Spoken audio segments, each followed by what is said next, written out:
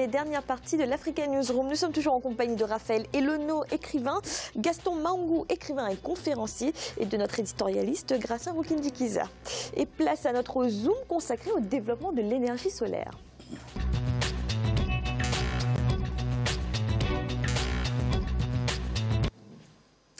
Les start-up dans l'énergie solaire se multiplient en Afrique de l'Ouest. Des services qui s'adressent notamment aux clients qui n'ont pas un accès fiable à l'électricité. C'est le cas de la compagnie Lumos Global qui propose des kits solaires en Côte d'Ivoire. Vinanoda.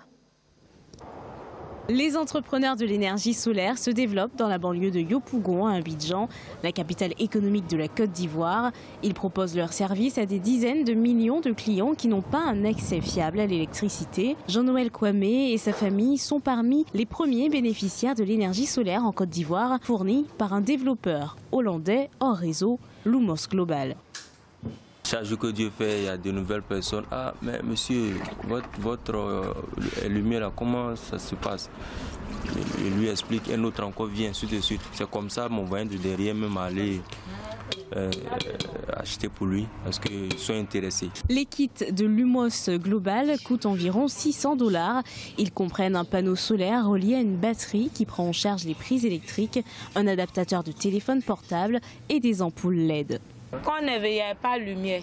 Mais à cause de ça, il y a lumière à tout moment. Je peux étudier à mon enfant. Aujourd'hui, mon fils est 12e de sa classe. En tout cas, avant, à cause de la lumière, il n'arrivait pas à étudier. En tout cas, ça a changé ma vie. Selon l'Agence internationale de l'énergie, 1,2 milliard de personnes dans le monde n'ont pas accès à un réseau électrique. Grâce à un prêt de 325 millions de la Banque mondiale, la Côte d'Ivoire va raccorder 1 million de foyers à faible revenu au réseau électrique d'ici 5 ans. Gratien, des kits solaires accessibles aux ménages modestes avec possibilité de paiement par mobile. Ce sont des solutions d'avenir, ça? Oui, ce sont des solutions d'avenir, mais il faut savoir que le solaire a un temps d'utilisation. Donc cela veut dire qu'au bout de quelques années, il faudra changer certaines choses, les composants du solaire, que ce soit les batteries, que ce soit les accumulateurs ou même les panneaux solaires en certains mois, ça dépendra aussi de l'entretien. Je pense on évolue vers vraiment les solutions, mais on n'a pas encore, je ne sais pas si on a vraiment trouvé les vraies solutions pour les Africains. Et ce qui est étonnant, c'est que justement on reçoit ces solutions de l'étranger, je dis hors de l'Afrique. Tout cela, ce n'est pas hors connaissance technologique des Africains, hors connaissance des ingénieurs pour fabriquer les kits solaires, pour que ce soit des choses qui sont moins chères, qui s'adaptent, disons, à la consommation locale. Je pense aussi on peut développer ce système, mais aussi un système qui est assez autonome et aussi qui est moins cher, qui, éventuellement, ça peut être plus cher que ça, mais qui va durer longtemps. C'est surtout un système de biogaz qu'on peut vulgariser dans le pays, y compris à la campagne, parce que là, on parle de solaire pour les gens qui sont dans les villes, mais on oublie souvent la campagne par le biais, parce que le transport coûte cher et en même temps, ces systèmes n'arrivent pas déjà à la campagne parce qu'il n'y a pas beaucoup de publicité. Gaston Maungou, on parle de révolution solaire en Afrique et pourtant les projets de grande envergure tardent, les investissements des États notamment. A-t-on réellement pris conscience des avantages du solaire? Bon, le problème c'est que, vous savez, ce sont des start-up financées par l'étranger qui font tout cela. Ouais. Alors, nous allons nous rendre compte que le besoin, ils sont en train déjà de le fournir parce qu'on a besoin d'électricité. Il y a du développement social qui va s'en suivre, c'est une très bonne chose. Mais ça devrait être l'État qui devait financer cela au lieu que ce soit les start-up qui sont financées par des fonds internationaux. Car en fait, lorsqu'on présente ces prestations, il faut savoir que le Camerounais, le Congolais, le Zambien qui est en campagne doit trouver de l'argent pour financer sa consommation énergétique. Et lui-même, il n'a pratiquement rien pour cela. Donc, il est obligé de se laisser saigner financièrement, alors que les bénéfices de tout cela vont revenir à ceux qui ont financé les start-up, c'est-à-dire la communauté des bailleurs de fonds internationaux.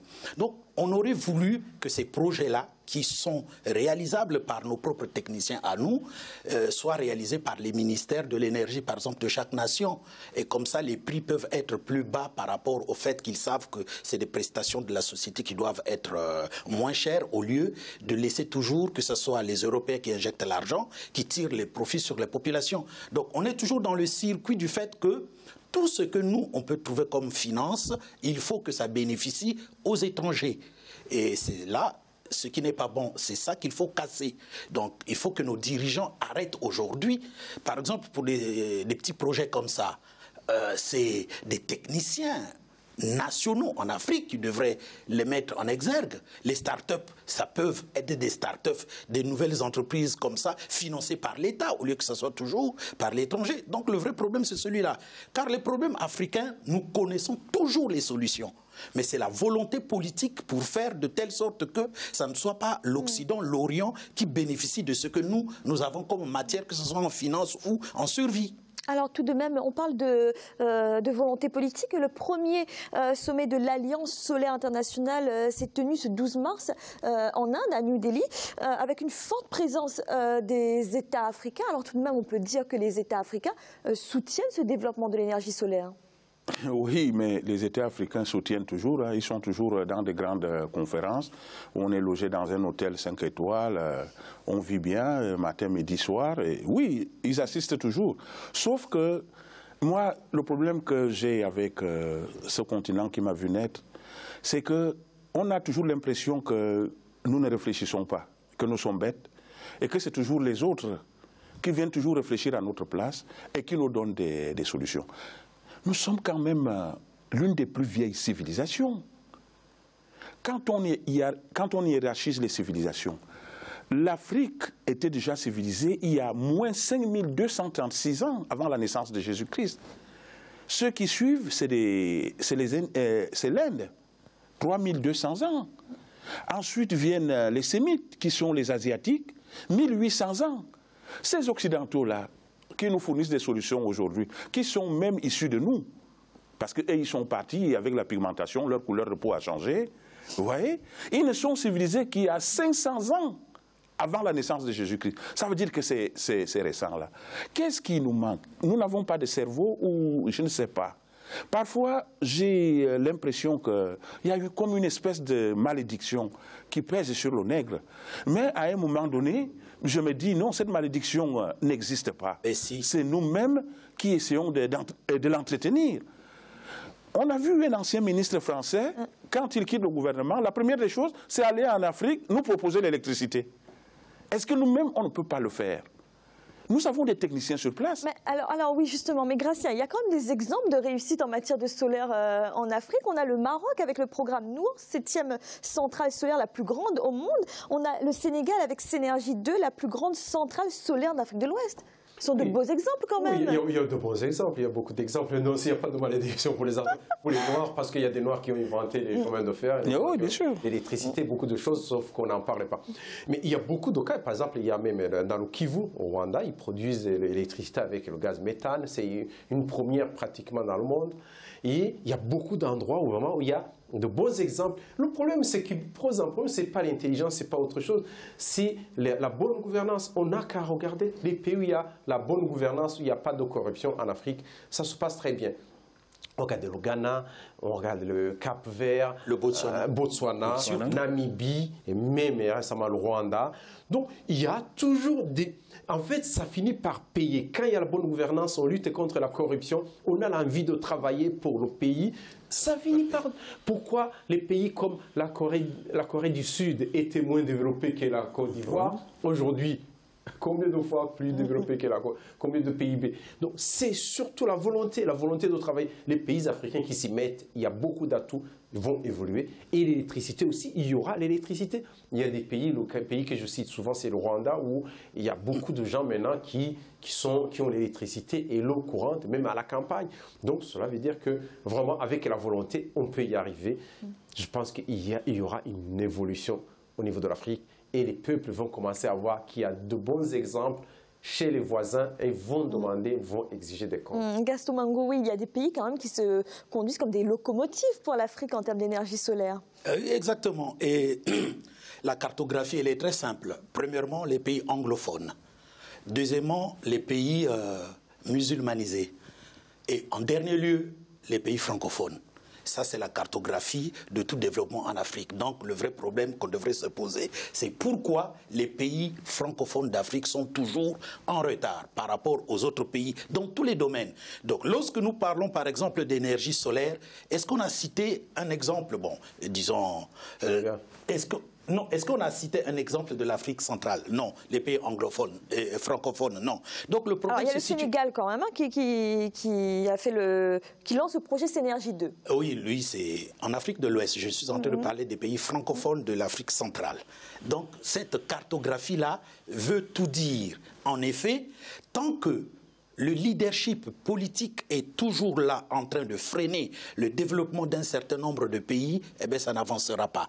Il faudrait qu'il y ait des pays qui se révolutionnent parce qu'ils ont subi des grands coups dans leur histoire et ils pensent qu'il faut changer la donne politique, la donne de la gouvernance, bannir l'impunité, l'intolérance, la corruption, et c'est en ce moment que ça va se développer. Et donc, nous pouvons mieux faire parce que c'est nous qui avons la plus forte concentration des rayons solaires sur la Terre. Ouais. Donc nous pouvons devenir les champions dans tout cela.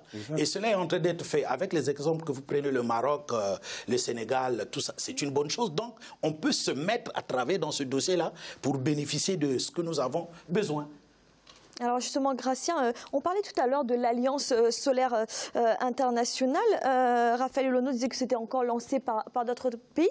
Mais tout de même, cette alliance vise à augmenter de manière significative la production d'électricité solaire dans 121 pays, situés en totalité ou en partie entre les tropiques du Cancer et du Capricorne, donc qui concerne spécialement les pays africains quand même. Oui, ça concerne les Africains, mais en réalité, qu'est-ce qu'on va chercher, nous, dans ces conférences mondiales?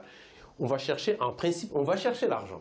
Ce n'est pas le solaire qu'on va chercher, c'est pas la technologie qu'on va chercher, parce qu'on a des ingénieurs qui sont capables. On a besoin, c'est comme un ancien ministre français qui va en Afrique pour ramener l'électricité en Afrique. Il n'a pas d'argent, il a zéro argent. Il va juste parce qu'il dit, il a son carnet d'adresse. J'ai l'idée. Mais les Africains, ils ont l'idée avant. Donc, cela veut dire que les Africains, l'électricité, ce n'est pas facile, c'est pas compliqué à produire. On a de l'eau pour faire les barrages, on a le soleil, on a les déchets pour faire les biogaz, on a tout, on a tout.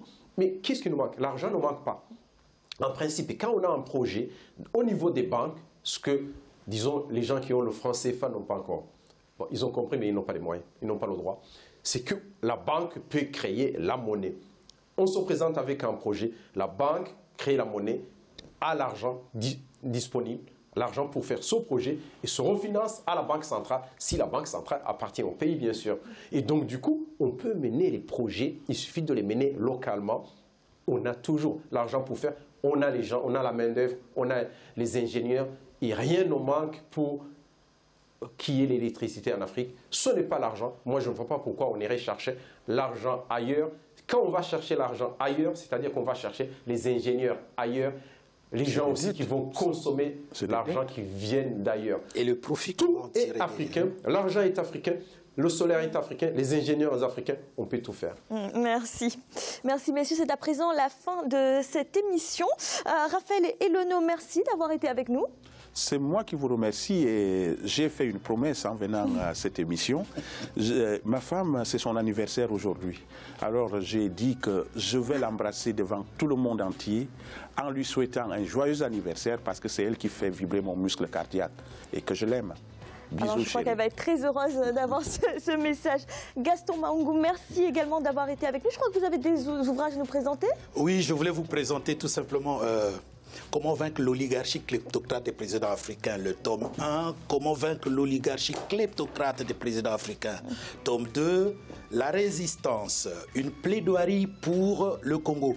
Ce sont ces ouvrages-là dans lesquels je puise l'argumentation que je vous ai présentée lors de ce débat. Et je suis déjà producteur de 59 ouvrages en 8 ans. Ah ouais. Oui, 59 ouvrages de ce volume parce que nous avons à cœur le développement de notre continent. Exact. Vous avez dit que c'est nous qui avons porté les autres races. Exact. C'est comme si vous étiez en train de lire dans Jésus-Christ est noir ou bien Introduction sur la judaïté africaine. Donc nous avons la matière grise, il faut maintenant la propulser sur la terre tout entière. Exact. On aura de la lecture. Et Gratien, merci également. Merci Fanny, bonsoir à tous. Et merci à vous de nous avoir suivis. À bientôt dans l'Africa Newsroom.